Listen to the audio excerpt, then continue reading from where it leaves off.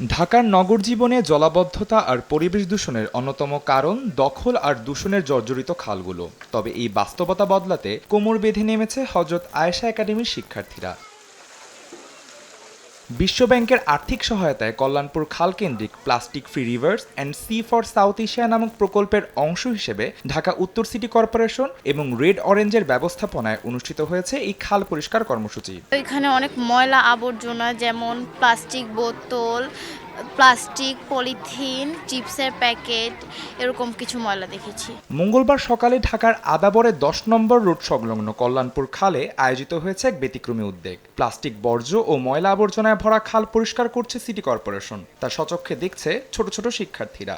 প্রত্যেকটা এলাকাতে পরিষ্কার পরিচ্ছন্ন হওয়ার জন্য ডাস্টবিন দরকার, এক একটা বড় বড়, যাতে এখানে যারা যারা আছে তারা সেই ময়লা আবর্জনা এগুলো ফেলতে পারে। কারণ আজকে এখানে খাল পরিষ্কার করা হলে 2 দিন পর কিন্তু আবারও সেই রূপেই কিন্তু ফেরত চলে যাবে। তো আমাদের প্রত্যেক নাগরিকের দরকার এই ময়লা আবর্জনা পরিচ্ছন্নতা সম্পর্কে বেশি গুরুত্ব দেয়া। একনল হ্যান্ড ওয়াশ 100% প্যারাবেন ফ্রি, তাই নিরাপদ হাতের জন্য আস্থা রাখুন একনলে। পরিবেশগত সচেতনতার বৃদ্ধির লক্ষ্যে রেড অরেঞ্জ কমিউনিকেশনের উদ্যোগে এবং ঢাকা উত্তর সিটি কর্পোরেশনের সার্বিক সহযোগিতায় মঙ্গলবার সকাল 10টা থেকেই শুরু হয় এই খাল পরিষ্কার কর্মসূচি। আদনান তুর্য, সময় সংবাদ, ঢাকা।